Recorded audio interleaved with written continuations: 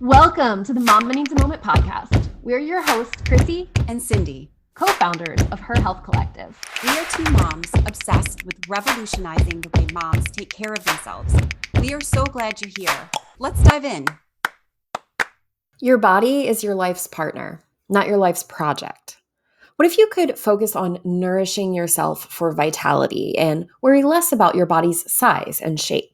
What if you could step over the threshold of midlife and see elderhood as a time to emerge as your truest self? What if you could approach midlife and beyond as a time to break free from old beliefs about your body? Few things will bring more empowerment and ease into your life than learning to trust yourself and your body. Debra Benfield, or Deb as we know her, has helped hundreds of women heal their relationship with food, eating, and their bodies in her 35-year career as a registered dietitian nutritionist, specializing in preventing and treating disordered eating. She brings her research, training, passion, clinical and lived experience to the intersection of pro-aging and body liberation. Deb's work is rooted in helping her clients, shifting their body relationship from their life's project to their life's partner, recognize internalized ageism and ending it, untangling from diet wellness culture, nourishing their bodies in midlife and beyond to support growing older in alignment with their values,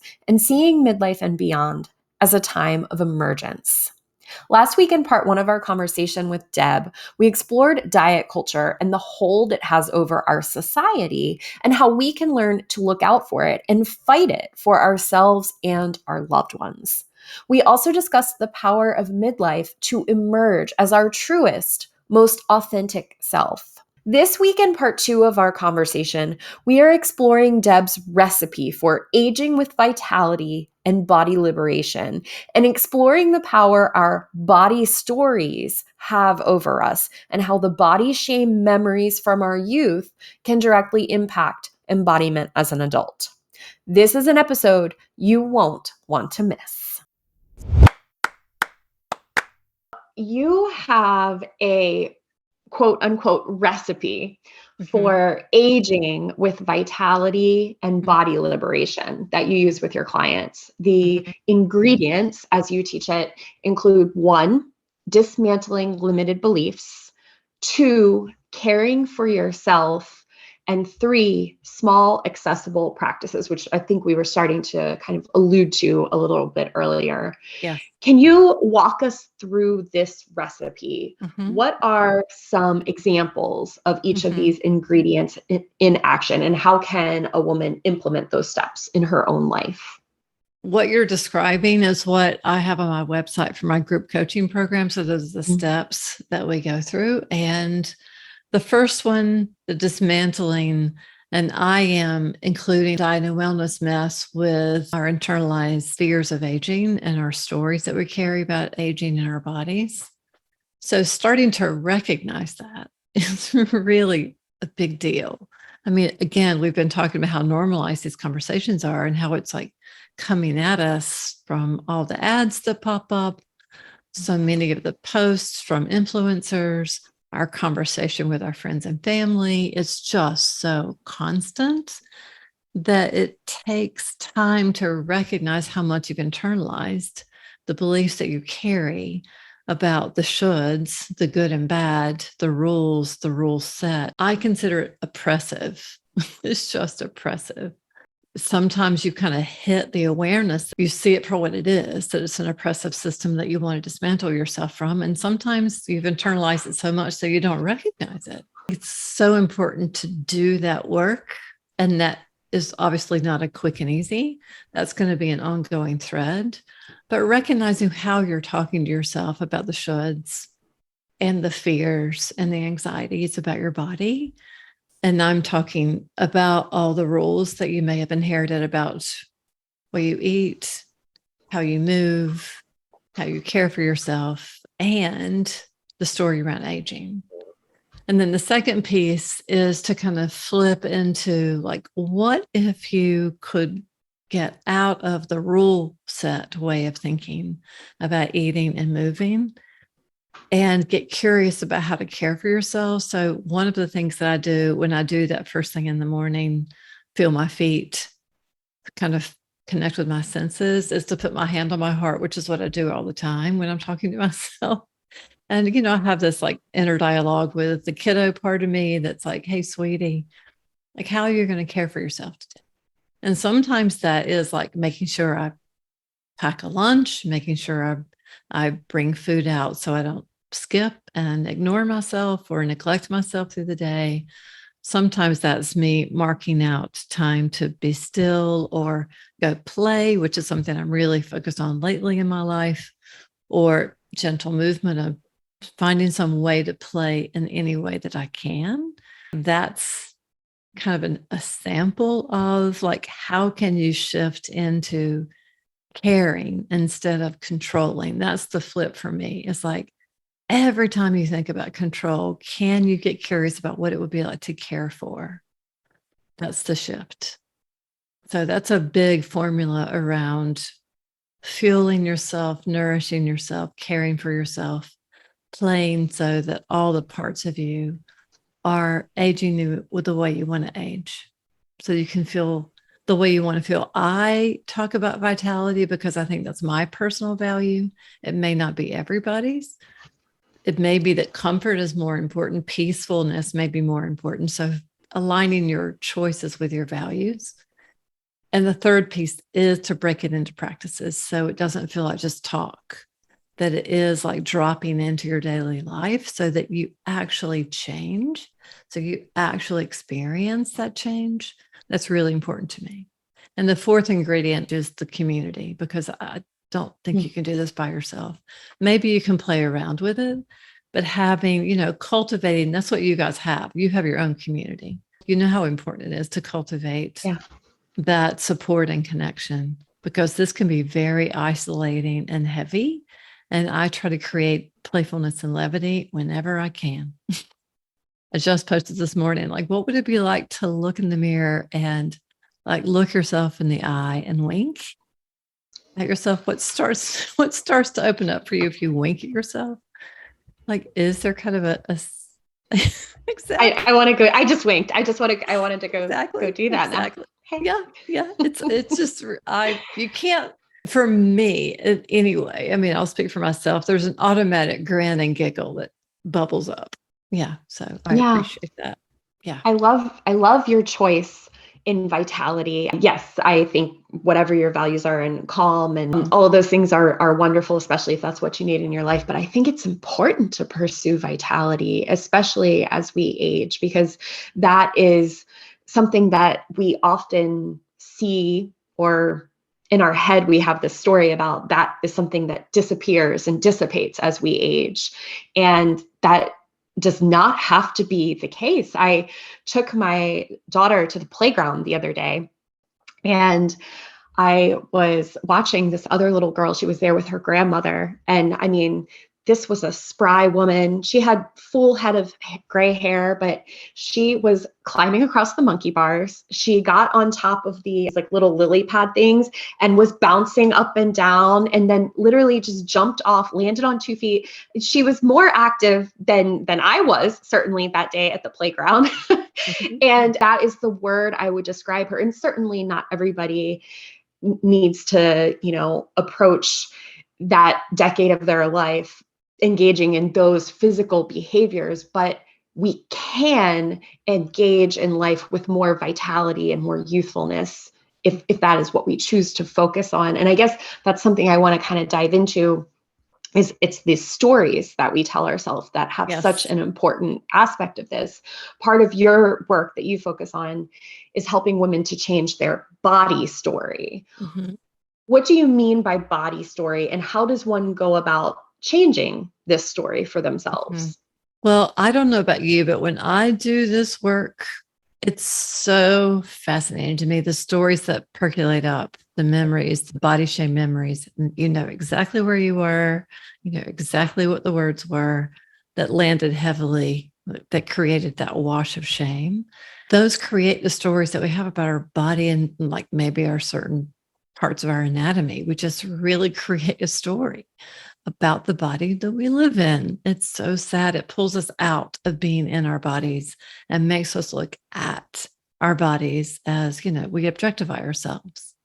And we may or may not try to fix what we heard someone say about our bodies. So, and then you get the aging piece, which is huge, like so many aspects of your skin and the shape of your body and your abilities that may shift and change. So all of those create stories. And as we start to recognize those stories, we can get curious about the nature of the stories. Like, is it true? Is it even true? It's probably not even yours. You heard it and it became part of what you say to yourself. But it's likely a story just like that. It's a story that you started believing and doesn't serve you and isn't true. So can you dismantle that and create a new story? The story that you just told about the grandmother, she's in her girlhood in that moment, I think clearly. I think she's very fortunate that she has a body that's able to do all that. And I think I am very aware of how limited ability is. I think over time, if we're very fortunate, we can do what you're describing. Yeah. So regardless of, sometimes it's just circumstance. It's just some of us are privileged enough to have abilities in our bodies. So if it's important to you to maintain the energy and the mobility to do those things, it's joyful. And I think that's, for me, a priority for my aging. I want to feel that too. Yeah. That's a great story.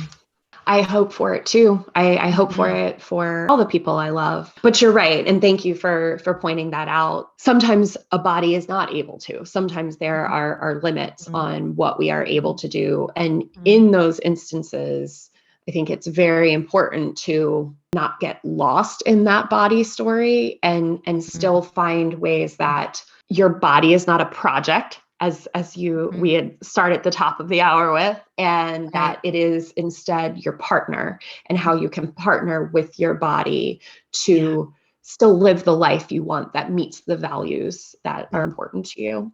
Yeah. And one other thing that you had mentioned just a moment ago that I think is so important is the gentle movement. And you didn't use the word, but I was immediately thinking of intuitive movement. For me, that has been my struggle. My struggle is not food. I just love food and live for food. And I think about food all the time.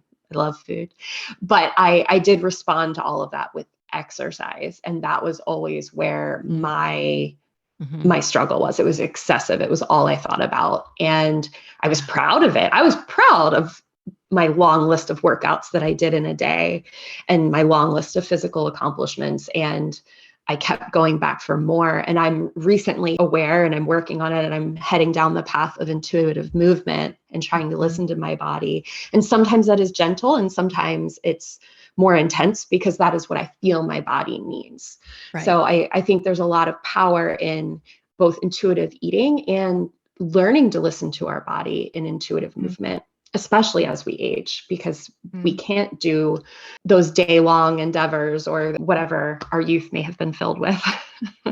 I appreciate you bringing that up because I think that's also, when you described your long list and how you're proud of your long list, you've got lots of affirmation for that. I am sure you've got lots of support for all of that. We don't get a lot of support for resting. So that's another piece is like, how do you also offer yourself that? Because rest in every day, but certainly to take rest days from all of that movement. Yeah. I do struggle with rest, but you're right. It has almost been a badge of honor for my whole life because you're proud if you don't need rest. You're proud if you can work and just do. That's something our society rewards. Absolutely. And it's really, really, really hard. I'm struggling with it, Deb, but I'm working hard on it. I'm working hard to rest. Yes, it's true. I'm the same. I have to intend it. It doesn't come easily. My natural inclination is to go. I'm with you. Grind culture is real. Oh, no doubt. I was just thinking about that yesterday when I sat on my porch for 5 minutes. I'm like, what else should I be doing right now? It's hard to get your mind. Yep. Yeah. Just bring it back. Yep. And I personally think that aging, it's so to me, it infuriates me that the message around aging actually makes you feel like you need to be working harder. You need to be working harder. You need to be working harder. That's what the message is. And it's like, that is heartbreaking to me. What? Yes. Chrissy had shared that story about the older woman out playing with her grandchild, which was adorable. It made me think about how hard it is to accept when our body doesn't do those things anymore. And that's where you start, at least for me, you wake up and you're a little bit more stiff than you were in your 30s. I used to be an avid runner. And after having kids and getting a little bit older, my body just doesn't let me run like I used to. And it's hard to accept that because my husband goes out and runs 5 miles and I have this desire to do the same thing. And then I'm like, so that acceptance of aging and how your body changes can be difficult for sure. Yeah. And the way we start to tell ourselves there's something wrong with me. And I'm going to get into geeky nutrition talk. I mean, the heavy storyline around inflammatory foods. And I mean, it could just really send you, there's a vulnerability that opens up when you're aging to a whole nother level. Oh, that could be a whole discussion, that inflammatory piece, because I have thyroid issues. And so I've had people say, oh, do you eat gluten? Do you eat, and of course, like demonize some things. And for me, for my struggles that I've already encountered in my life around food, it's very triggering and it immediately makes me think twice about what I'm doing. Deb, you are a big supporter of Jessica DeFino's work. Yes. Jessica is a freelance beauty journalist from the New York Times, Vogue, WWD, Allure, and so much more. I looked her up and she really was fun. She writes a newsletter for her most quote unquote unpublishable pitches, the beauty critical content that publications can't, won't, or don't cover, whether that's to appease advisors, preserve brand relationships, or cling to the conventional wisdom, outdated ideals, and marketing myths that keep consumers consuming. It was fun. In one of her articles, she says, quote, beauty standards have never been about actual beauty. They've always been about control. They've never been about attractiveness. They've always been about power. I mean, imagine if women retained the money, time, energy, effort, and brain space they dedicate to the physical, quote unquote, beauty.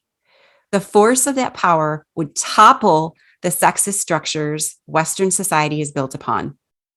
In another article, she states, quote, beauty standards are associated with many, many legitimate mental disorders and illnesses, anxiety, depression, body dysmorphia, facial dysmorphia, eating disorders, obsessive thoughts about appearance, self-harm, and even suicide, end quote. I need to take a breath. That was a long list. You have been quoted saying, quote, changing bodies create vulnerability to diet and wellness culture, and therefore increasing our risk of developing an eating disorder or relapsing into an old eating disorder, thoughts and behaviors, end quote. I've already mentioned this. I can honestly say that I've succumbed to this in order to look a certain way, thinking it was for health, but also my goal was to shrink my body and to look a certain way. I camouflaged everything under the guise of health and thought that all of the things that I was making our kids eat and do were all in the name of health. I love talking to nutritionists and people like you who have these strong ways of supporting women. How do we discern and balance all of this noise with health? To our Patreon supporters, thank you. We appreciate you so much. Our goal has always been for moms to know they're not alone in the tough and challenging phases of motherhood. We know Mama Needs a Moment provides this to our listeners. We are thrilled with the growth of the podcast over the past 2 years. Last year, Spotify shared that Mama Needs a Moment was in the top 30% most followed podcasts, was heard in 9 countries and had more content than 97% of other creators in the family category. We have recently launched a Patreon account for Mama Needs a Moment. This is a great way for you to provide additional support to Her Health Collective. We've set up 3 options for Patreon supporters, each with its very own perks, such as special events, discounts, and bonus content from each and every podcast guest that is available only to our Patreon supporters. Will you become a Patreon supporter? It would mean the world to us. Ooh. It was a lot, right? Yeah, I recommend people sign up for that newsletter. It's one of the rare places you're going to find what I consider to be the truth around all this amazing amount of marketing we receive around the cosmetic industry. And right now, I just feel like the pressure around skin. What is going on? It's out of control. It's heavy. I'm feeling it so much. I Out look in of the control. mirror. I'm like, oh my gosh, I'm drooping. I look like a basset hound, whatever. Yes. It's tough. Yeah. Yes.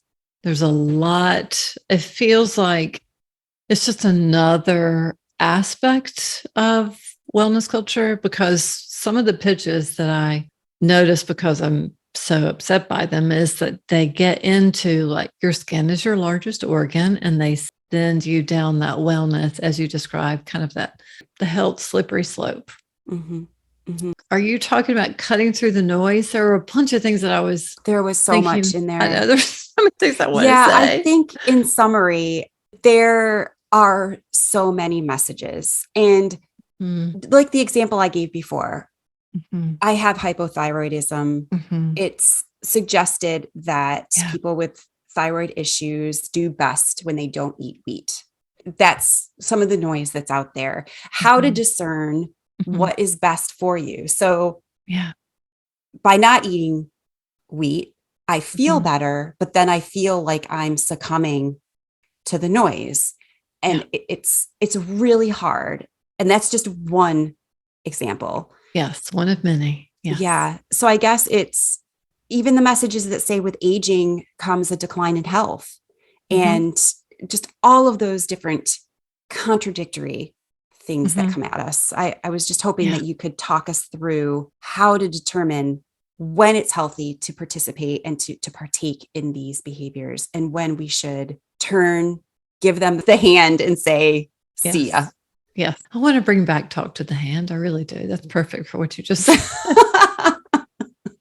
I even had it up, right? I was like, back off. To the hand. Yeah. I don't know. I think what's replacing it is probably not appropriate for your show. All right. Yeah. I have to really amplify Christy Harrison's work, The Wellness Trap, her book and her podcast. She's great. Are where I would go to discern what you're describing when it comes to wellness promises. Highly recommend muting, unfollowing people who make you doubt yourself, make you feel vulnerable. When you just get an instinct about you that you're feeling that pull toward a magical solution, just stop yourself and unfollow those people, because there's so much junk out there. And I would replace it with Christy's work if this is your particular question. The other thing I heard you say that really struck me was, with aging comes decline in health. What is with Western culture thinking that we're not going to die? I mean, we all know our ship is going to sink. Now, how do you want to choose to sail? Those are your choices.